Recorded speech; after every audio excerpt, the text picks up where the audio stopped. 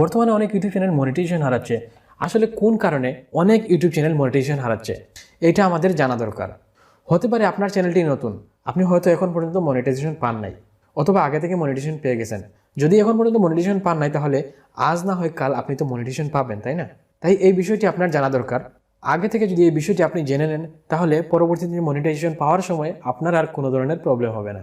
So মূল ভিডিওতে যাওয়া যাক। মূল ভিডিওতে যাওয়ার আগে এখন পর্যন্ত আমাদের চ্যানেলে সাবস্ক্রাইব না করে থাকলে ভিডিও নিচ থেকে সাবস্ক্রাইব করে পাশে থাকা বেল আইকনে ক্লিক দিয়ে সম্পূর্ণ ভিডিওটি দেখতে থাকুন।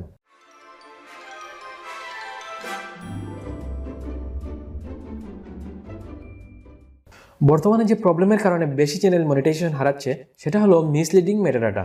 আসলে মিসলিডিং মেটাডাটা কি? দেখবেন অনেকেই যেটা করে, থাম্বনেইলে যেটা দিছে ভিডিওর মধ্যে সেই ইনফরমেশন নেই, বা টাইটেল ডেসক্রিপশনে যে ইনফরমেশন দিচ্ছে ভিডিওর মধ্যে সে অন্য টপিক নিয়ে কথা বলছে।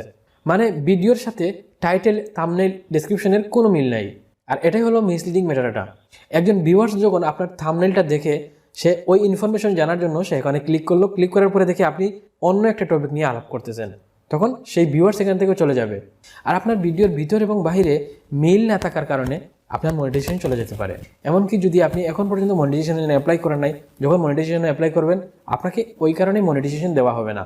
এখানে আরেকটি বিষয় হলো, প্রতিটা ভিডিওতে কিন্তু কিওয়ার্ড লেখার আলাদা জায়গা আছে, এবং অনেকে আমরা যেটা করে থাকি সেই কিওয়ার্ড বা ট্যাগগুলা আমরা ডেসক্রিপশন বক্সে কমা দিয়ে দিয়ে লিখে রাখি। আর সেই ডেসক্রিপশন বক্সে কমা দিয়ে দিয়ে আপনি যদি ট্যাগ লিখেন, তাহলে অবশ্যই সেটা মিসলিডিং মেটাডাটার মধ্যে পড়ে। আর এই কারণে আপনার মনিটাইজেশন চলে যেতে পারে, অথবা মনিটাইজেশন পাবেন না। তাই আপনি যদি আগে থেকে এইরকম ট্যাগ ব্যবহার করে থাকেন, তাহলে আজই রিমুভ করে ফেলুন। আশা করি আপনাদের বোঝাতে পারছি আসলে মিসলিডিং মেটাডাটা কি। আর একাধিক ভিডিওতে যদি আপনার এইরকম প্রবলেম থাকে, বা একাধিক ভিডিওতে যদি আপনার মিসলিডিং মেটাডাটা থাকে, তাহলে একটা স্ট্রাইকেও আপনার চ্যানেল সাসপেন্ড হয়ে যেতে পারে। তাই ইউটিউবে কাজ করতে হলে এই বিষয়গুলো অন্তত ফলো করবেন, কারণ অনেক কষ্টে আপনি কিন্তু একটা ইউটিউব চ্যানেলে কাজ করতেছেন। ইউটিউবের জন্য একটা ভিডিও তৈরি করা, একটা ভিডিও এডিট করা প্রচুর কষ্টের কাজ, প্রচুর সময়ের কাজ। আর এত কষ্টের পরে যদি দিন শেষে আপনার চ্যানেলটি সাসপেন্ড হয়ে যায়, তাহলে আপনার কেমনটা লাগবে?